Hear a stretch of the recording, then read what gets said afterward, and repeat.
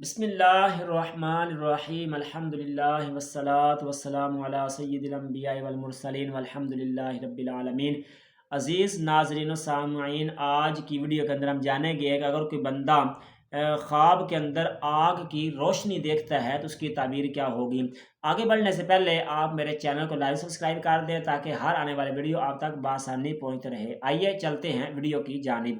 حضرت ابن سیرین رحمۃ اللہ تعالیٰ نے فرمایا ہے کہ اگر کوئی شخص خواب میں آگ کی روشنی کو دیکھے کہ اس میں رستہ چل سکے تو اس کی دلیل یہ ہے کہ دولت زہد پائے گا، اور اگر روشنی کو کھڑا دیکھے تو تعبیر یہ ہے کہ اس کی دولت کی جگہ وہی ہوگی، اور اگر روشنی کو کھڑا دیکھے تو اس کی تعبیر یہ ہے کہ اس ملک میں سلطان کی سواری ظاہر ہوگی۔ اگر اپنے گھر میں انگار دیکھے کہ اس کا نور گھر کو روشن کرتا ہے تو اس کی تعبیر یہ ہے کہ اس کا کام ترقی پر ہوگا اور دولت زیادہ ہوگی۔ اگر خواب میں دیکھے کہ اس انگارے کو بجھا دیا ہے تو اس کی دلیل یہ ہے کہ اس کے خاندان میں لڑائی اور جھگڑا ہوگا۔